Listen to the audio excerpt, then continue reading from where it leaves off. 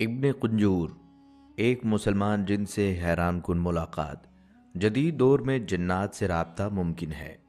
बिस्मिल्लाहिर्रहमानिर्रहीम। अस्सलामुअलैकुम। प्यारे दोस्तों, दुनिया में कुछ ऐसे लोग होते हैं जो अपनी पूरी ज़िंदगी एक ही खोज में गुजार देते हैं। ऐसा ही एक नाम है इस्लामी मुल्क मिस्र से मोहम्मद ईसा दाऊद का। ये मिस्री सहाफ़ी और मुहक्किक अपनी ज़िंदगी भर एक ही सवाल का जवाब ढूंढते रहे कि क्या वाकई जिन्नात और जादू की दुनिया की हकीकत है, और अगर जिन्नात की दुनिया है तो इंसान इस पुरअसरार दुनिया से किस तरह राब्ता कर सकता है। मोहम्मद ईसा दाऊद ने इसी राज को समझने के लिए ना सिर्फ तहकीकात की बल्कि इस मौजू पर कई किताबें भी लिखी हैं। इन किताबों में इन्होंने जादू, जिन्नात और खुफिया उलूम की तहों को खोलने की कोशिश की है। लेकिन इनकी ज़िंदगी का सबसे हैरान कुन वाक़या वो था जब एक मुसलमान जिन ने खुद इनसे राब्ता किया। ये कोई आम जिन नहीं था, बल्कि एक मुसलमान जिन जिसने अपना नाम इब्ने कुंजूर बताया। और यही वो लम्हा था जब इंसान और जिन के दरमियान एक गैर मामूली मुकालमा शुरू हुआ। ये मुकालमा बाद में एक पूरी किताब की सूरत में दुनिया के सामने आया। लिहाजा आज की इस वीडियो में हम आपको वही मुकालमा सुनाएंगे, मोहम्मद ईसा दाऊद और इब्ने कुंजूर का सवाल जवाब, जो आपके सामने जिन्नात की दुनिया के कई ऐसे राज खोल देगा जिसके बारे में शायद आपने कभी सोचा भी ना होगा। प्यारे दोस्तों, जदीद दौर में मोहम्मद ईसा दाऊद ने खुफिया उलूम का गहरा मुताला किया और वो इस बात पर यकीन रखते थे कि इंसान और जिन्नात के दरमियान राब्ता मुमकिन है। उन्होंने सिर्फ नज़रिया पेश नहीं किया बल्कि खुद इसका तजुर्बा भी किया। इनकी मशहूर किताब हवार मअल जिन अल मुस्लिम, यानी मुसलमान जिन के साथ गुफ्तगू, इसी तजुर्बे पर मबनी है। इस किताब में मोहम्मद ईसा दाऊद ने अपने रूहानी तजुर्बात कलमबंद किए और बताया कि मुख्तलिफ वज़ाइफ और दुआओं के ज़रिए उन्होंने जिन्नात तक रसाई हासिल की।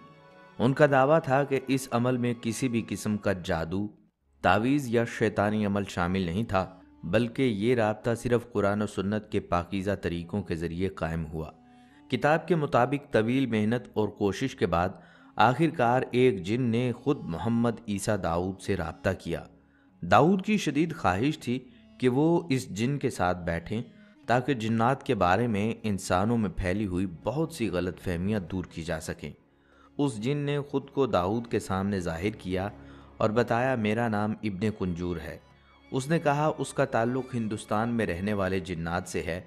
उसने ये भी बताया उसका दादा खुद जिन्नात में से था और नबी अकरम सल्लल्लाहु अलैहि वसल्लम के ज़माने में जिन्नात पर जो शहाबे साकिब गिराए गए थे वो उन्हें अपनी आंखों से देख चुका था।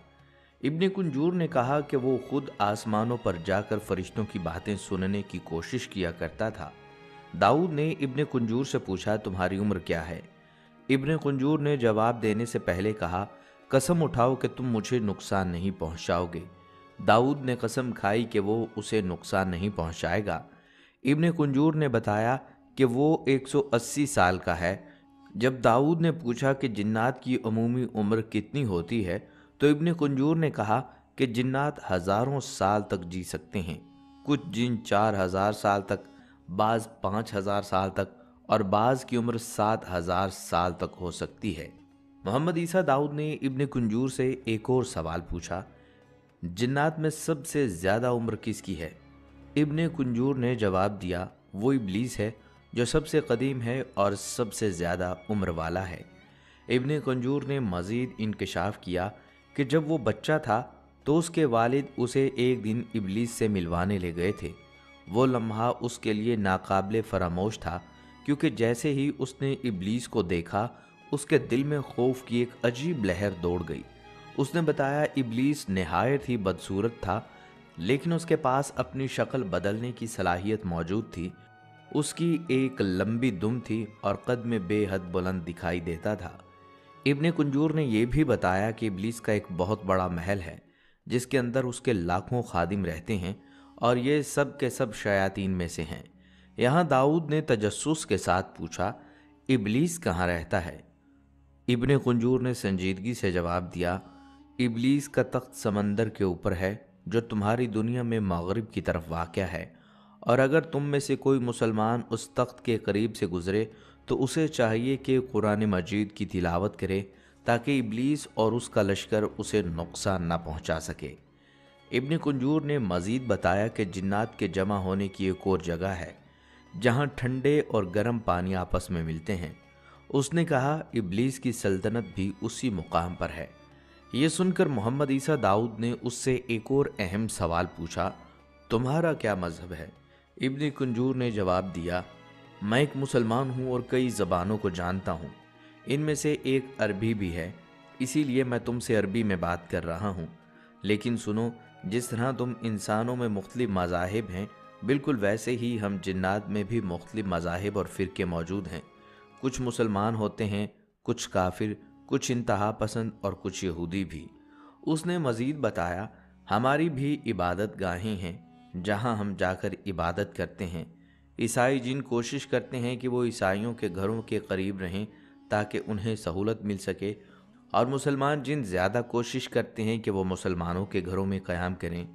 پھر محمد عیسیٰ داؤد نے پوچھا، کیا میرے گھر میں بھی کوئی جن ہے؟ ابن کنجور نے مسکرا کر جواب دیا، ہاں، تمہارے گھر میں بھی ایک جن ہے، وہ تمہارے ساتھ کھاتے پیتے ہیں اور کھانے پینے کے بعد الحمدللہ بھی کہتے ہیں۔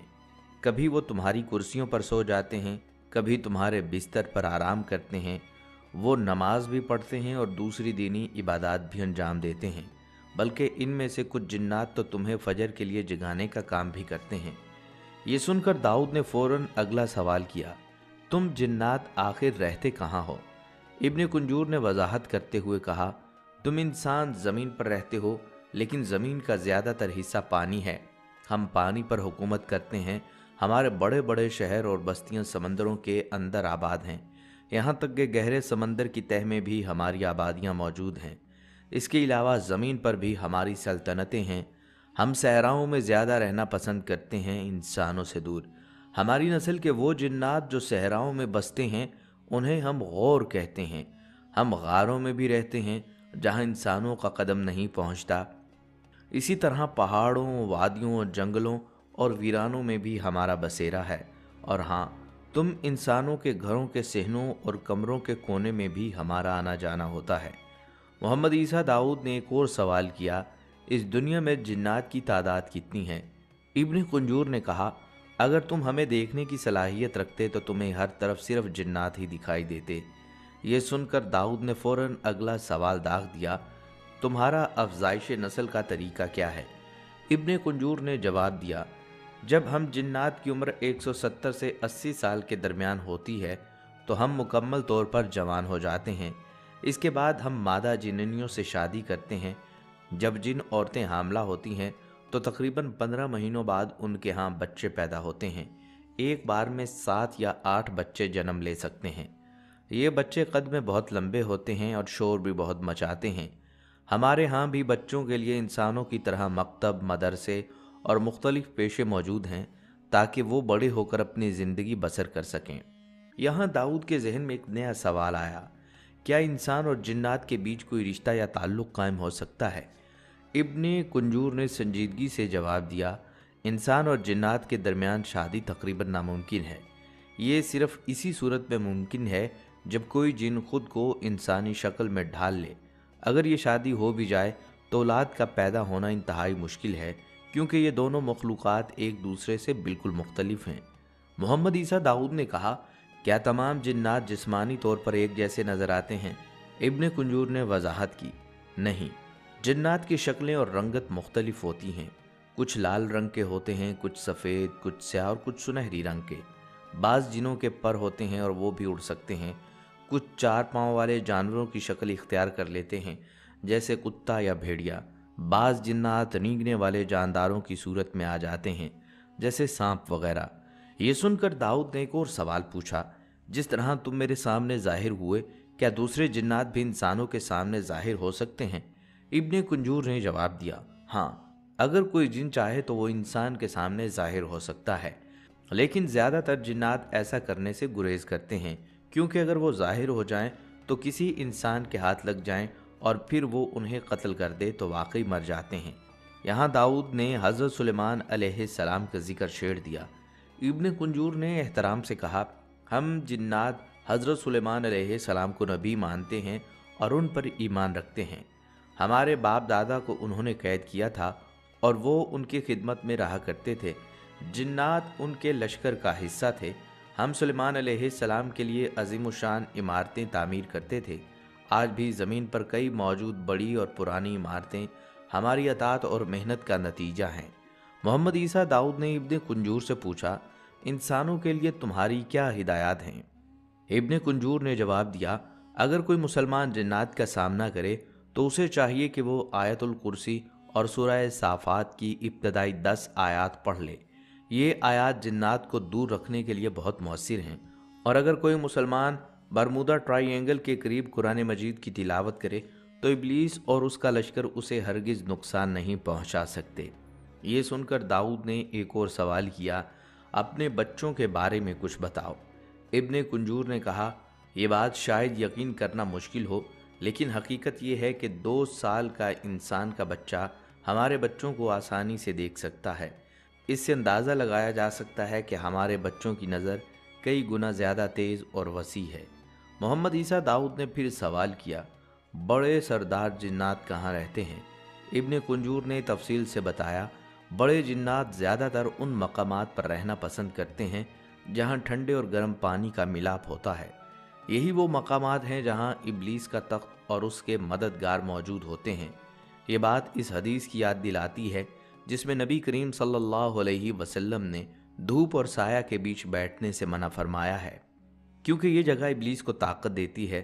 ٹھنڈی اور گرم ہوا کے ملاپ سے جو توانائی پیدا ہوتی ہے اسی کو تم طوفان کہتے ہو۔ یہاں داؤد نے ایک اور سوال داغا، کیا جنات اپنی اصل شکل ظاہر کر سکتے ہیں؟ ابن کنجور نے وضاحت کی، عام جنات اپنی اصل شکل ظاہر نہیں کر سکتے، لیکن عفریت اور مارد قسم کے جنات میں یہ صلاحیت موجود ہوتی ہے۔ البتہ جب کوئی جن اپنی شکل ظاہر کرتا ہے تو وہ کمزور ہو جاتا ہے، اور اس وقت اگر کوئی آیت الکرسی پڑھ لے تو اسے قابو بھی کیا جا سکتا ہے۔ لیکن یہ بات یاد رکھو کہ شکل بدلنے کے اس عمل میں جن کو سخت اذیت اور تکلیف سہنی پڑتی ہے۔ محمد عیسیٰ داؤد نے ابن کنجور سے پوچھا، جنات کو کون سا رنگ زیادہ پسند ہے؟ ابن کنجور نے جواب دیا، ہمیں کالا رنگ پسند ہے، کیونکہ یہ تمام رنگوں کو جذب کرتا ہے اور ہمیں طاقت فراہم کرتا ہے۔ اس کے بعد محمد عیسیٰ داؤد نے پوچھا، تمہارا اصل نام کیا ہے؟ ابن کنجور نے سنجیدگی سے کہا، ہمارا اصل مقصد وہی ہے جو تمہارا ہے۔ اللہ نے قرآن پاک میں فرمایا ہے کہ میں نے جنات اور انسانوں کو صرف اپنی عبادت کے لیے پیدا کیا، یہی ہماری تخلیق کا مقصد ہے۔ پھر ابن کنجور نے مزید کہا، قرآن میں ہماری حقیقت بھی بیان کی گئی ہے۔ ایک جگہ جنوں کا ذکر آتا ہے کہ انہوں نے قرآن کو سنا اور کہا، ہم نے ایک عجیب کلام سنا ہے جو سیدھے راستے کی طرف بلاتا ہے، اس لیے ہم اس پر ایمان لے آئے ہیں اور ہم اپنے رب کے ساتھ کسی کو شریک نہیں ٹھہرائیں گے۔ اس کے بعد ابن کنجور نے انسانوں کو خبردار کرتے ہوئے کہا، اللہ نے یہ بھی بتایا ہے کہ کچھ جنات انسانوں کے دلوں میں وسوسے ڈالتے ہیں، اس لیے اللہ نے حکم دیا ہے کہ کہو، میں پناہ مانگتا ہوں لوگوں کے رب کی جو بادشاہ بھی ہے اور معبود بھی، اس وسوسہ ڈالنے والے کے شر سے جو انسانوں کے سینوں میں وسوسے ڈالتا ہے، چاہے وہ جنات میں سے ہو یا انسانوں میں سے۔ ابن کنجور نے آخر میں کہا، یہی ہماری اصل حقیقت ہے کہ ہم سب کو اللہ کی عبادت کرنی ہے، لیکن جو جنات اس مقصد کو بھول جاتے ہیں وہ ابلیس کے لشکر میں شامل ہو جاتے ہیں اور انسانوں کو بہکانے لگتے ہیں۔ محمد عیسیٰ داؤد نے ابن کنجور سے سوال کیا، کیا جنات کے درمیان بھی جادوگر اور ساحر ہوتے ہیں؟ ابن کنجور نے جواب دیا، جی ہاں، جیسے تم انسانوں میں جادوگر پائے جاتے ہیں ویسے ہی ہم جنات میں بھی ایسے ساحر موجود ہیں۔ کالا جادو حقیقت میں ایک وہم اور تصور پر مبنی عمل ہے، لیکن اس کے اثرات نہایت خطرناک ہوتے ہیں اور بعض اوقات جان لیوا بھی ثابت ہو سکتے ہیں۔ عیسیٰ داؤد نے اگلا سوال کیا، کالا جادو انسانوں اور جنات کے درمیان کیا نقصانات پیدا کرتا ہے؟ ابن کنجور نے تفصیل سے بتایا، کالا جادو مختلف طریقوں سے نقصان پہنچاتا ہے، مثلاً شوہر اور بیوی کے درمیان نفرت ڈال دینا، حتیٰ کہ بعد طلاق تک پہنچ جائے، کاروبار میں ناکامی یا اچانک مالی نقصان، ایسی جسمانی بیماریاں جو عام علاج سے ٹھیک نہ ہوں، बांझपन या शादी में रुकावट डाल देना। इसके बाद मोहम्मद ईसा दाऊद ने पूछा, क्या काला जादू करके जिन्नात को काबू किया जा सकता है? इब्ने कुंजूर ने कहा, जी हाँ, बाज़ जादूगर काला जादू के ज़रिए हम जिन्नात को अपने कब्ज़े में ले आते हैं और फिर इनके ज़रिए दूसरों को नुकसान पहुंचाते हैं। ऐसे असरात में ये बातें आम हैं। इंसान अचानक तन्हाई पसंद हो जाए, उसके चेहरे या जिस्म की रंगत बदल जाए, या वो ख्वाबों में बार बार डरावने और खौफनाक मनाजर देखने लगे। मोहम्मद ईसा दाऊद ने इब्ने कुंजूर से पूछा, जिन्नात से बचाव के लिए कुरान मजीद में क्या हिदायत हैं? इब्ने कुंजूर ने जवाब दिया, अगर किसी पर जिन्नात के असर का शुबा हो तो कुरान मजीद की मखसूस सूरतों का विर्द किया जाए। इनमें सूरह इब्राहीम, सूरतुल मोमिनून, सूरतुल फलक और सूरतुल नास शामिल हैं। ये सूरतें जिन्नात के हर तरह के शर और जादू से हिफाजत करती हैं। इस पर दाऊद ने अगला सवाल किया, ज़्यादातर किन लोगों पर जिन्नात काबू पाते हैं? इब्ने कुंजूर ने वजाहत की, जिन्नात अमूमन उन लोगों पर असरअंदाज होते हैं वो जो अल्लाह को भूल जाते हैं और गुनाहों में डूबे रहते हैं, वो जो नादानिस्ता तौर पर हमें नुकसान पहुंचा देते हैं, जैसे गर्म पानी डाल देना या भारी चीज़ अचानक गिरा देना, और वो औरतें जो अपनी ज़ेबो ज़ीनत का हद से ज़्यादा इजहार करती हैं क्योंकि जिन्नात को हसीन ख़वातीन पसंद आती हैं। प्यारे दोस्तों, इब्ने कुंजूर ने अपनी गुफ्तगू में वो पहलू उजागर किए जो आम इंसानों की नज़रों से ओझल रहते हैं। जिन्नात की उम्रें, उनकी बस्तियाँ, उनके मज़ाहिब, उनकी इबादत गाहें, हत्ता कि उनकी रोज़मर्रा की ज़िंदगी के वो राज भी जो हम जैसे इंसान कभी सोच भी नहीं सकते। और अगर गौर किया जाए तो इब्ने कुंजूर की बातों में ऐसी कोई चीज़ नहीं जो कुरान और हदीस के मुनाफी हो। कुरान करीम ने सूरतुल जिन में साफ अल्फाज में बयान किया है कि जिन्नात भी तुम्हारी तरह के मुख्तलिफ ग्रोहों और फ़िरक़ों में बटे हुए हैं, इनमें नेक भी हैं और बदकार भी। नबी सल्लल्लाहु अलैहि वसल्लम ने भी बारहा जिन्नात का जिक्र फरमाया और हमें इनके शर से बचने की दुआएं और सूरतें सिखाईं। इसलिए जब इब्ने कुंजूर ने अपने तजुर्बात और किस्से सुनाए तो वो दरअसल इन्हीं हक़ाइक़ की तरफ इशारा कर रहा था। प्यारे दोस्तों, इस सारी गुफ्तगू से ये बात यकीनी तौर पर सामने आई है कि जिन्नात की दुनिया इंसानों की दुनिया से कहीं ज़्यादा कदीम, वसी और पुरअसरार है। लेकिन ये तो सिर्फ शुरुआत है। मोहम्मद ईसा दाऊद की तहकीक और तजुर्बात में ऐसे कई और हैरान कुन वाक़यात भी मिलते हैं जिनका हमने अभी जिक्र नहीं किया। अपनी किताब में वो एक सहाबी जिनका वाक़या बयान करते हैं। वो लिखते हैं कि इब्ने जोज़ी ने अपनी किताब में हज़रत सहल बिन अब्दुल्ला से एक वाक़या नकल किया है। हज़रत सहल फरमाते हैं कि एक मुकाम पर मैंने एक बूढ़े जिन को देखा जो बैतुल्लाह की तरफ रुख करके नमाज़ पढ़ रहा था। उसने ओन का जुब्बा पहन रखा था और उस जुब्बा से अजब नूर और रौनक झलक रही थी। नमाज मुकम्मल करने के बाद मैंने उसे सलाम किया। उसने जवाब दिया और कहा, तुम इस जुब्बा की रौनक से ताज्जुब कर रहे हो। ये जुब्बा 700 साल से मेरे बदन पर है। इसी जुब्बा में मैंने हज़रत ईसा अलैहिस्सलाम से मुलाकात की थी और इसी जुब्बा में मैंने मोहम्मद मुस्तफ़ा सल्लल्लाहु अलैहि वसल्लम की ज़ियारत की, और मैं उन जिन्नात में से हूँ जिनके बारे में सूरतुल जिन नाजिल हुई।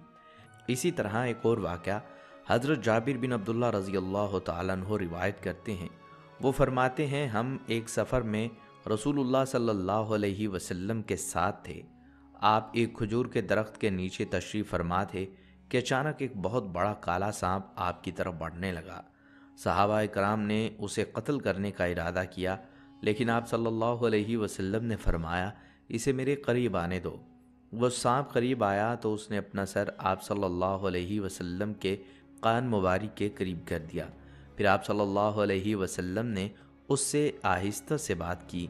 कुछ लम्हों बाद वो सांप अचानक ऐसे गायब हो गया जैसे उसे ज़मीन ने निगल लिया हो। सहाबा इकराम हैरत से अर्ज़ करने लगे, या मोहम्मद मुस्तफ़ा, प्यारे आका सल्लल्लाहु अलैहि वसल्लम, ये मंज़र देखकर हम घबरा गए कि कहीं ये सांप आपको नुकसान ना पहुँचाए। आप सल्लल्लाहु अलैहि वसल्लम ने फरमाया, ये सांप नहीं था बल्कि जिन्नों की जमात की तरफ से एक जिन मेरे पास आया था। वो कुरान मजीद की एक सूरत की चंद आयात भूल गया था। जिन्नों ने उसे मेरे पास भेजा ताकि वो आयात मालूम कर ले। मैंने उसे वो आयात याद करवा दी और फिर वो अपने कबीले की तरफ वापस चला गया। इसी तरह दोस्तों, एक मशहूर सहाबी हज़रत अब्दुल्ला बिन ज़ुबैर रज़ी अल्लाह तआला अन्हु फरमाते हैं کہ ایک रात उन्होंने कुछ गैर मामूली औरतों को तवाफ़ काबा करते देखा। ये औरतें आम इंसानों की तरह नहीं थीं। हज़रत अब्दुल्ला रज़ी अल्लाह तआला अन्हु हैरत में मुब्तला हो गए। जब वो फारिग हो गईं तो बाहर निकलीं। मैं उनके पीछे चल पड़ा। वो चलती रहीं यहाँ तक कि एक वीरान जंगल में पहुँच गईं, जहाँ कुछ बड़ी उम्र के अफराद बैठे थे। उन्होंने मुझसे पूछा, ए इब्ने ज़ुबैर, आप यहाँ कैसे आए?